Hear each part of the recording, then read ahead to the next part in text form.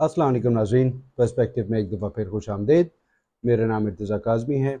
आज मैं उस सेक्टर के बारे में थोड़ी सी बात करना चाहूँगा जिससे मेरा ताल्लुक़ पिछले कुछ 27-28 साल से रहा है, जो है बैंकिंग। बैंक्स का काम होता क्या है? बैंक का हम सब जानते हैं, आवाम से, लोगों से, कॉमन पीपल, बिजनेस, कंपनीज अपने डिपॉजिट्स बैंकों में रखवाते हैं, safe keeping, custody, various purposes उनके लिए। बैंक उस पैसे को जो अपने क्राइटेरिया के हिसाब से उनको बेहतर इन्वेस्टमेंट अपॉर्चुनिटीज़ लगती हैं उसमें इन्वेस्ट करता है, या लोन्स की सूरत में दूसरे लोगों को या कंपनीज़ को आगे देता है, और उससे प्रॉफिट कमाते हैं जो कि डिपॉजिटर्स को उनकी डिपॉजिट के ऊपर प्रॉफिट की सूरत में दे देते हैं। बाकी अपने एक्सपेंसेस वगैरह और जो इदारे का प्रॉफिट होता है नेट, उसके तौर पे जो ओनर्स है वो डिविडेंड वगैरह ले लेते हैं। ये तो एक ब्रॉडली हो गया कि बैंक होते क्या है, करते क्या है। बैंक्स का बहुत इंपॉर्टेंट रोल होता है in overall running of the economy, cash flow management, receivable payable management, बहुत सारे कस्टमर्स के लिए कलेक्शंस करते हैं। जिस जिस इलाके में बैंक मौजूद नहीं होते या उनकी उतनी तादाद नहीं होती बैंक ब्रांचेस की, वहाँ पे उस तरीके की तरक्की भी नहीं हो सकती। This is a proven fact through out Pakistan. इसलिए आपने देखा है कि पिछले सालों में बहुत सारे बैंक्स ने नई ब्रांचेस भी खोली हैं। डिजिटल बैंकिंग में आपको ब्रांच में जाने की ज़रूरत नहीं है। एक ज़माना था जब एटीएम्स नहीं होते थे। मुझे याद है उस ज़माने में मैं एक बैंक में काम करता था। जब नए नए एटीएम्स आए थे तो हमने काउंटर से रश कम करने के लिए लोगों को एटीएम कार्ड्स मुफ्त में दिए थे। उनको जाके मैं और मेरा साथी, हम दोनों जाके उनको एटीएम कार्ड देते थे, उनका पिन नंबर देते थे, अंदर डाल के बताते थे ये आप इस तरह बटन दबाएं तो पैसे इसमें से निकलेंगे। आज तो खैर वो बहुत पुरानी बात है, प्रॉब्ली 22, 23, 25 साल पहले की। अब तो एटीएम्स वगैरह, ये एक एग्जांपल है जो ऑटोमेशन और मैकेनाइजेशन और टेक्नोलॉजी के थ्रू बैंक्स की प्रोडक्ट्स और सर्विसेज बहुत इंप्रूव हो गई हैं for consumers and corporates and all that.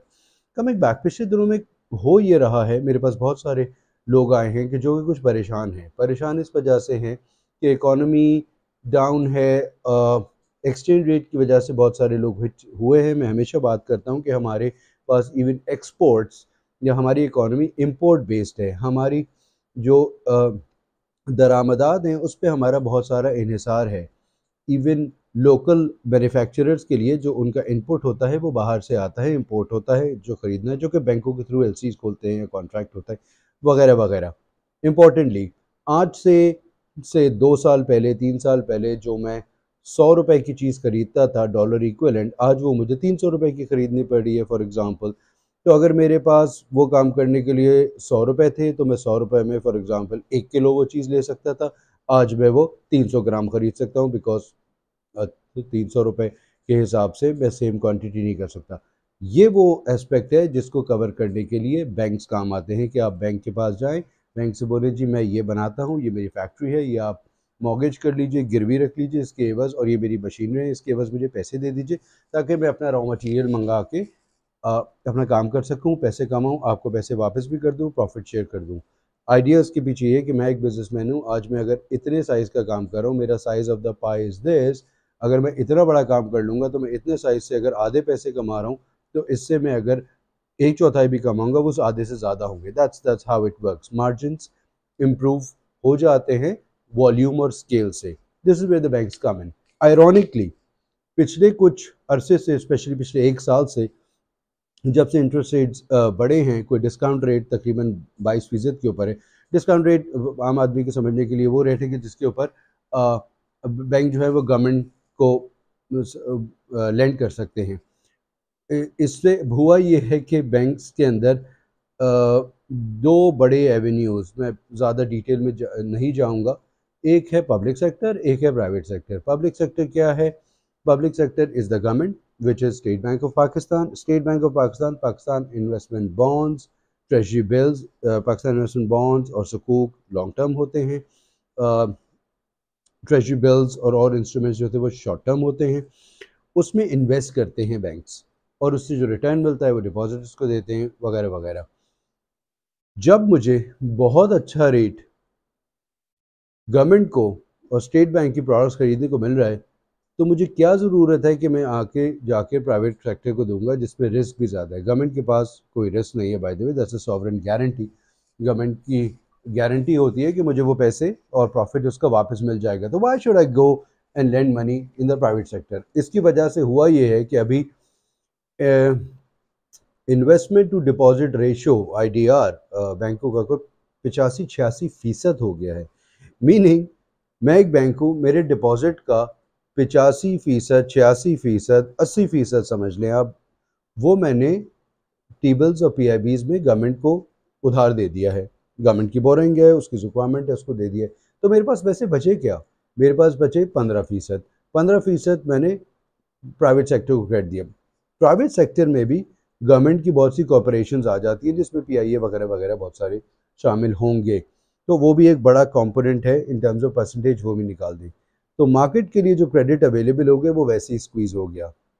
So this is the down side of a high interest rate scenario. जितना इंटरेस्ट रेट बढ़ेगा, बैंक प्रेफर करेंगे कि वो गवर्नमेंट को लेंड कर दें थ्रू दिस इंस्ट्रूमेंट्स और प्राइवेट सेक्टर को क्रेडिट ना दें। प्राइवेट सेक्टर में जैसे मैंने आपको पहले ही बताया, वो वैसे ही वर्किंग कैपिटल और अब अपनी जो इन्हांसमेंट उन्होंने करनी है मशीनरी में, कैपेसिटी में, उसकी वजह से उनको जो लोन है वो मिलने में मुश्किल होती है। एक तो उसकी प्राइसिंग भी ज़्यादा हो गई और उसकी अवेलेबिलिटी भी कम हो गई।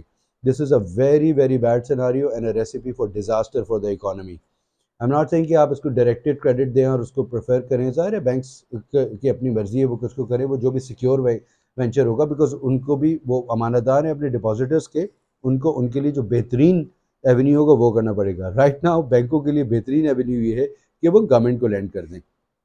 ये एक सिचुएशन है जो कि जिसके बारे में सोचना चाहिए और कुछ उस तरफ भी क्रेडिट डाइवर्ट होना चाहिए ताकि साइकिल चले। उसकी एक और वजह बैंकों के लिए भी ये फ़ायदेमंद है, क्योंकि अगर जो उनके एग्जिस्टिंग, चले नए कस्टमर्स को तो भूल जाएं, जो एग्जिस्टिंग कस्टमर्स हैं अगर वो भी, अगर क्या यकीनन वो इन्हीं हालात से गुजर रहे हैं कि अगर उनको इतना ज़्यादा इंटरेस्ट रेट्स या प्रॉफिट रेट में उनको काइबोर अगर 22% है जो बेंचमार्क रेट है और +2, 3, 4 पे इनको दिया हुआ है उन्होंने पैसा, तो वो 25-26% साल का कैसे देगा? अगर वो साल का 25% से कम कमा रहा है तो वो क्या सिर्फ बैंक का उधार ही वापस करने के लिए करेगा? अगर उससे ज़्यादा कमा रहा है तो उसका प्रॉफिट भी स्क्वीज़ हो रहा है, जिसकी वजह से वो अपना पुराना बैंक लोन डिफ़ॉल्ट कर सकते हैं।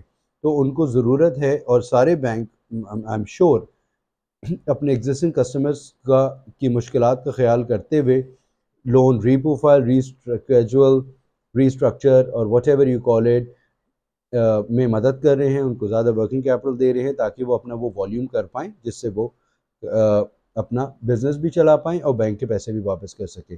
Very interesting, very challenging scenario. इसके बारे में हम सबको सोचना चाहिए, देखना चाहिए, गवर्नमेंट को भी, बैंकों को भी, कि हमें मार्केट के अंदर क्रेडिट अवेलेबिलिटी एक्सपेंशन किस तरह करनी है, किन टर्म्स पे करनी है, और उसी से इकोनॉमी ग्रो होगी, GDP ग्रोथ होगी।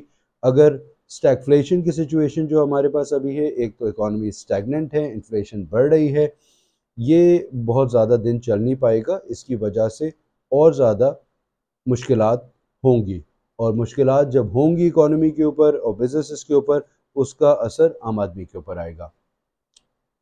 So let's pray that things improve slowly and gradually, even for the sake of betterment for everyone.